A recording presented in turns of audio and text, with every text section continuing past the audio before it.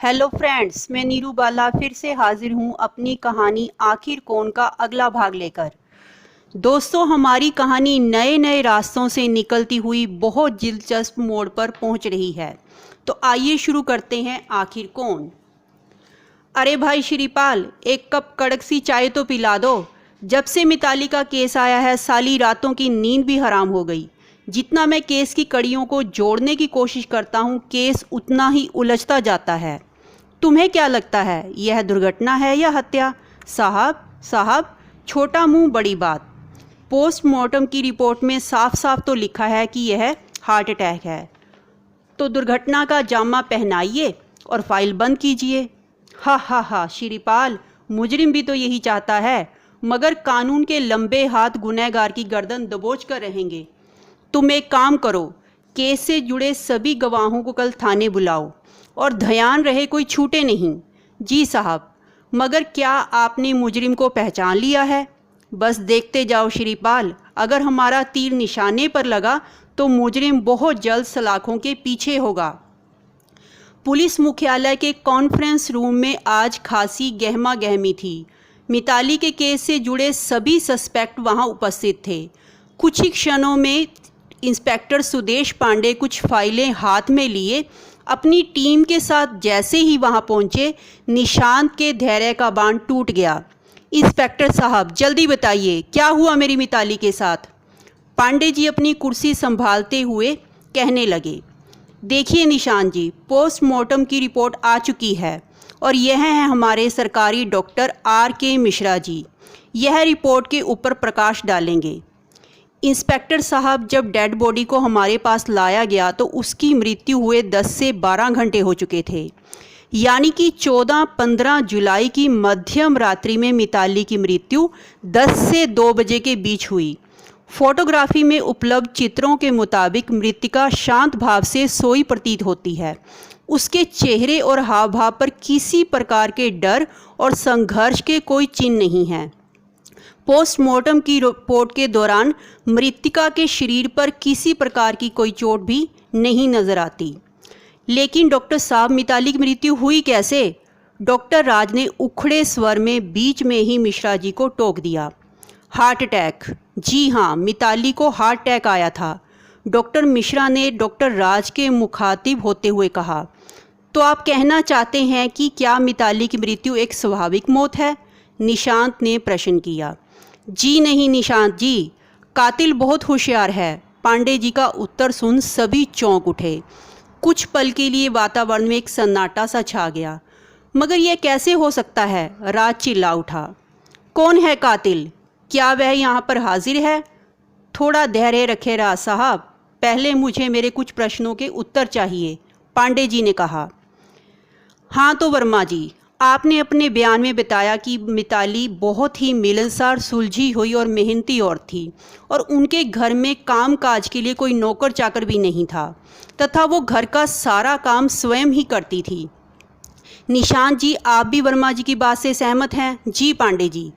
निशांत ने भी अपनी सहमति दे दी तो पांडे जी ने आगे कहना शुरू किया। हमारी इन्वेस्टिगेशन के दौरान हमने पाया कि मिताली जी ने अपने घर को बड़े ही करीने से सजाया था। वह घर को बहुत साफ सुथरा रखती थी। तलाशी के दौरान हमें घर के किसी कोने में भी लेश मात्र धूल मिट्टी ना दिखाई दी। लेकिन किसी दिल के मरीज़ के लिए इतना काम करना मुश्किल हो जाता है।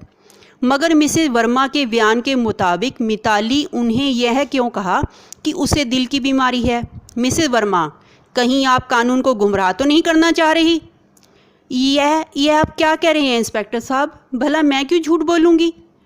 AC रूम में भी एकाएक मिसेज वर्मा के माथे पर पसीने की बूंदें चूचू आई, क्योंकि आपके संबंध मिताली से लगातार खराब चल रहे थे और कुछ दिन पहले ही आपकी मिताली के साथ बहस भी हुई थी। क्या मैं जान सकता हूँ उस दिन क्या हुआ था? इंस्पेक्टर साहब, अब मैं क्या बताऊँ?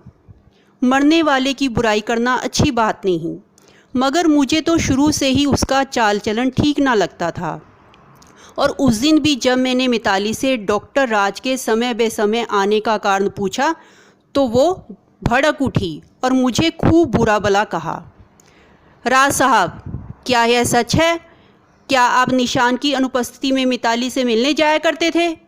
इंस्पेक्टर साहब, आप एक इज्जतदार आदमी पर बेबुनियाद आरोप लगा रहे हैं। मैं पहले ही बता चुका हूं कि मैं निशांत का फैमिली डॉक्टर हूं और मिताली का चेकअप करने के लिए ही उनके बुलाने पर जाता था।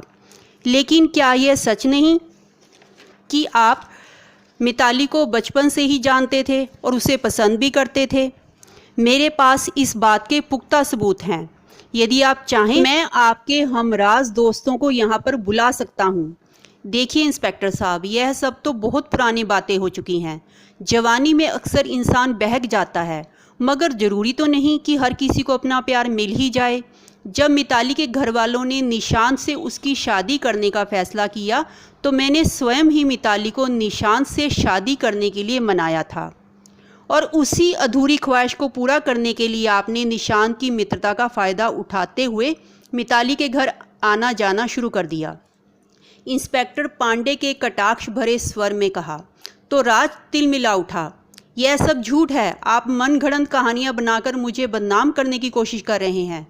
अगर आपकी बात को सच मान भी लिया जाए तो मैं मिताली को क्यों मारूंगा?